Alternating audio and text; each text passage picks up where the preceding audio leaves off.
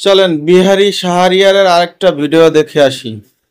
এইভাবে একটা বাস্তবতা চিন্তা করেন যে ঢাকায় 3-4টা মেডিকেল কলেজ আছে, ইউনিভার্সিটি আছে, অনেক কিছু আছে। উত্তরবঙ্গ, সারা উত্তরবঙ্গ দক্ষিণবঙ্গ মিলে মাত্র একটা ইউনিভার্সিটি, রাজশাহী ইউনিভার্সিটি। তাহলে আমি যদি এখন বলি রাজশাহী মেডিকেল কলেজ, তাহলে আমি যদি এখন বলি এর শোষণ হচ্ছে, তো ঢাকায় বেশি হচ্ছে, আমার এদিকে কম হচ্ছে, অতএব আমরা এই উত্তরবঙ্গ আর দক্ষিণবঙ্গ মিলে আলাদা রাষ্ট্র করি। সেটা করা উচিত হবে না? আপনার বলতে হবে শোষণ হচ্ছে, আমার এদিকেও ইকুয়াল ডিস্ট্রিবিউশন দেন, ইকুয়াল ডিস্ট্রিবিউশন দেন। কি সুন্দর মিষ্টি ভাষায় একটা টেকনিক করে দিল, তাই না? এটাকে বলে নর্মালাইজ টেকনিক। মানে অনেক জটিল প্রসঙ্গকে আপনি যদি নর্মালাইজ করতে চান, মানে যে কোনো নিপীড়ন নির্যাতনকে যদি হালকা করতে চান, ঠিক এইভাবে কাজ করে। যে কাজগুলো আমাদের মাঝে, মুসলমানদের মাঝে ইহুদিরা টেকনিক্যালি ঢুকাই দিত একদম সুন্দরভাবে, সূক্ষ্মভাবে, যেটা আমরা বুঝতাম না কিন্তু প্র্যাকটিস করতাম। ছোট্ট একটা উদাহরণ দিই, যেমন হচ্ছে বিসমিল্লাহ গলত। আমরা ছোটবেলায় বাগদারা পড়ছি, বিসমিল্লাহ গলত মানে শুরুতেই ভুল,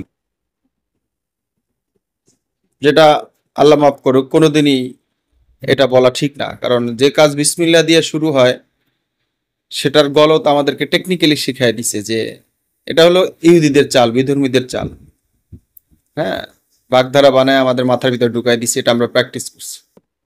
ঠিক আছে, ঠিক একইভাবে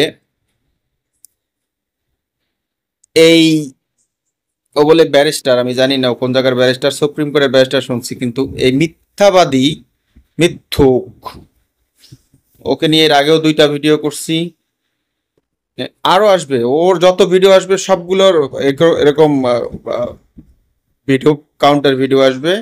কারণ এই মিথ্যাবাদীর সত্য উন্মোচন করা উচিত।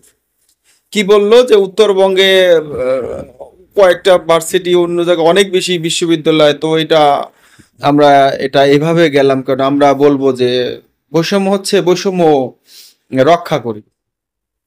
মানে টেকনিক্যালি মানে আমাদেরকে বোঝাতে চাইলো যে 1971 সালের মহান মুক্তিযুদ্ধ আমরা ইচ্ছা করলে না করলেও করতে পারতাম।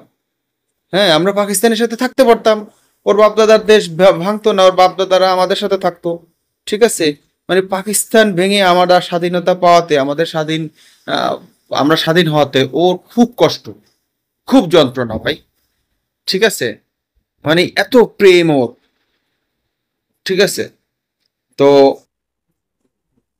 ও সবই জানে কি কারণে আমরা 24 বছরের নিপীড়ন ধীরে ধীরে ধীরে ধীরে 47 থেকে 71 পর্যন্ত 24 বছরের নিপীড়ন ধীরে ধীরে ধীরে ধীরে মহান মুক্তিযুদ্ধের দিকে ধাবিত হয়েছে, এগুলো সবই জানে। কিন্তু তারপরও ওই যে পেয়ারা পাকিস্তান, ওর বাপদাদার দেশ ভেঙে আলাদা হয়ে গেছে, সেটা সে মেনে নিতে পারে না। আর মুক্তিযুদ্ধ বিরোধীরা যা করে আর কি,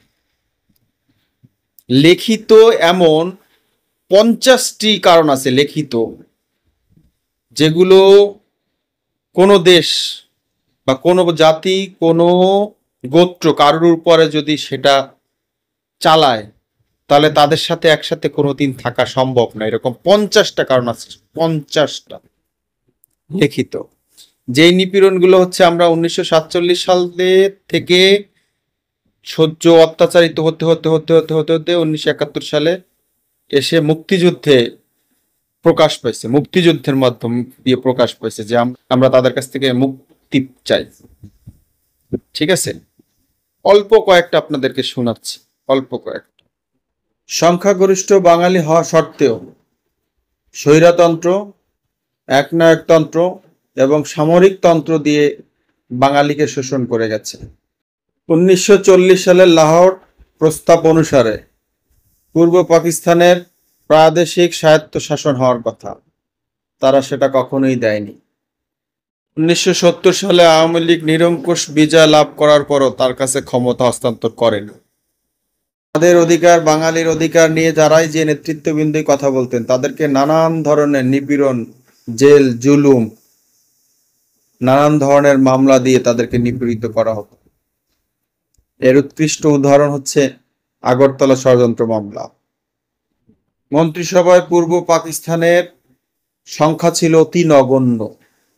1954 সালে যুক্তফ্রন্ট গণতান্ত্রিকভাবে নির্বাচিত সরকার ছিল, সেটাকে অন্যায়ভাবে উৎখাত করে সামরিক শাসন জারি করেছে তারা। পূর্ব পাকিস্তানে অর্জিত বৈদেশিক মুদ্রা এখান থেকে পাচার করে পশ্চিম পাকিস্তানে নিয়ে তাদের দেশের উন্নয়নে কাজে লাগাতো।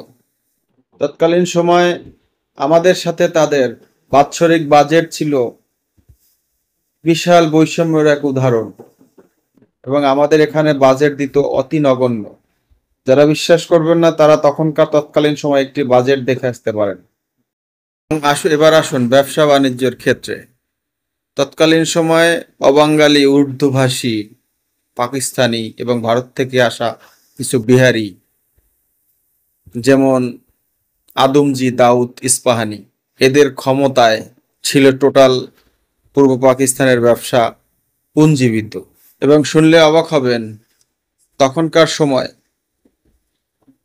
শিল্পের মোট ৬৬% এবং ব্যাংকের ৮০%, বিমায় ৯৭%, এই টোটাল বিষয়গুলো পাকিস্তানিদের ২২টি পরিবারের হাতে কেন্দ্রীভূত ছিল। প্রশাসনিক ঊর্ধ্বতন কর্মকর্তা ৯৫৪ জনের মধ্যে বাংলাদেশের ছিল ১১৯ জন। এটি একটি সালের জরিপের কথা বললাম। ১৯৭১ সালে আগেই ৪৭ থেকে ৭১ পর্যন্ত যে হত্যাযজ্ঞ চালাইছে, ১৯৫২ সালে ভাষা আন্দোলন,